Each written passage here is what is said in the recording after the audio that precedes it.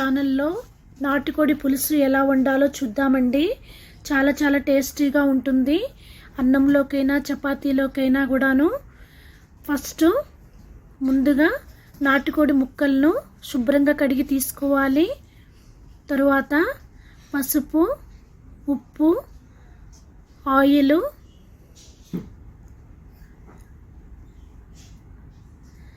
కొంచెం ఆయిల్ వేసి బాగా కలిపి తీసుకోవాలండి. ఒక 20 నిమిషాలు మ్యారినేట్ చేసి పక్కన పెట్టుకోవాలి. తరువాత మసాలా ప్రిపేర్ చేసుకుందాము.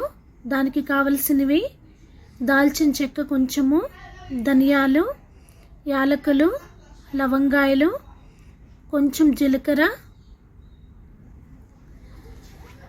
వేసి లో ఫ్లేమ్లో మసాలా దినుసులు మంచిగా ఫ్రై అయ్యేలాగా చూసుకోవాలి.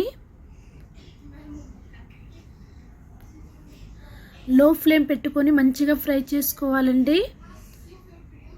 బర్న్ అయితే కర్రీ మొత్తం టేస్ట్ పాడైపోతుంది. స్లోగా ఫ్రై చేసుకోవాలి లో ఫ్లేమ్లో. చల్లగా అయిన తర్వాత చూపిస్తున్నాను. బ్లెండర్లో వేసుకొని మిక్సీ జార్లో వేసుకొని మెత్తటి పౌడర్గా చేసుకోవాలండి. తరువాత ఎండు కొబ్బరి ముక్కలను వేసి బాగా మెత్తగా బ్లెండ్ చేసిన తరువాత పొట్టు తీని వెల్లుల్లి రెబ్బలను వేసి మెత్తటి పేస్ట్గా చేసి పెట్టుకోవాలి.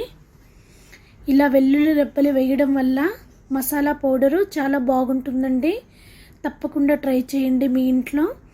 తర్వాత ఒక గిన్నె తీసుకొని తగినంత ఆయిల్ తీసుకొని దానిలోకి కొంచెం బిర్యానీ ఆకు, 2 లవంగాయలు, 2 యాలకులు, కొంచెం చెక్క, దాల్చిన చెక్క వేసి బాగా ఫ్రై అయిన తర్వాత ఆనియన్ ముక్కలు, పచ్చిమిర్చి ముక్కలు వేసి దోరగా ఫ్రై చేయాలండి. మంచి గోల్డెన్ కలర్ వచ్చిన తర్వాత అల్లం, వెల్లుల్లి, కొంచెం కొత్తిమీర వేసి మిక్సీ పట్టిన పేస్ట్ని వేసి బాగా ఫ్రై చేసుకోవాలి ఆయిల్లో. ఇలా చేయడం వల్ల నాన్ వెజ్ కర్రీస్కి ఫ్లేవర్ బాగా వస్తుందండి. తప్పకుండా ట్రై చేయండి మీ ఇంట్లో. తర్వాత మనం మ్యారినేట్ చేసి పెట్టుకున్న నాటుకోడి ముక్కలను కూడా వేసి బాగా మిక్స్ చేసుకోవాలి.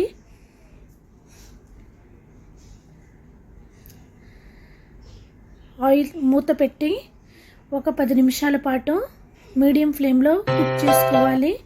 ఆయిల్ సపరేట్ అయ్యింది కదా అండి. ఒక టమాటోని చిన్న ముక్కలుగా కట్ చేసి పీసెస్ని వేసుకోవాలి. తగినంత కారము, రుచికి సరిపడ కారము, కొంచెం సాల్ట్.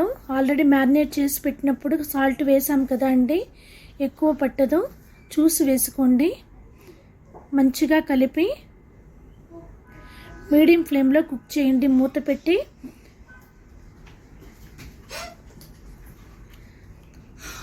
మూత పెట్టి మగ్గించాలండి.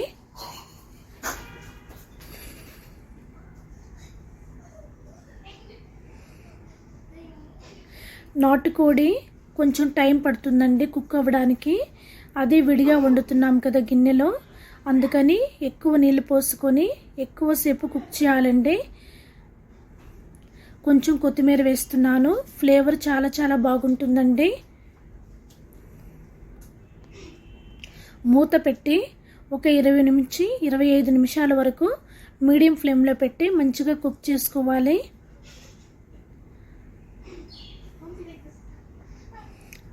తర్వాత 20 నిమిషాల తర్వాత చూపిస్తున్నాను. ముక్క 90% ఉడికిందండి.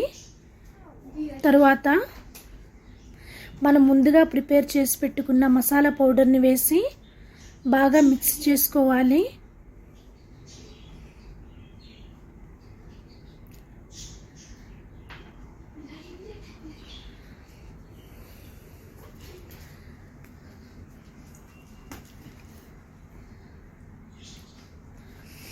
పది నిమిషాల తర్వాత చూపిస్తున్నానండి.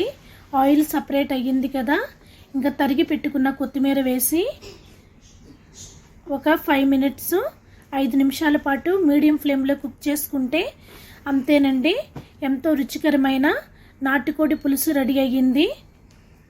ఇంకా మీరు వేడివేడి అన్నంలోకైనా చపాతీలోకైనా సర్వ్ చేసుకోండి, చాలా బాగుంటుంది టేస్ట్.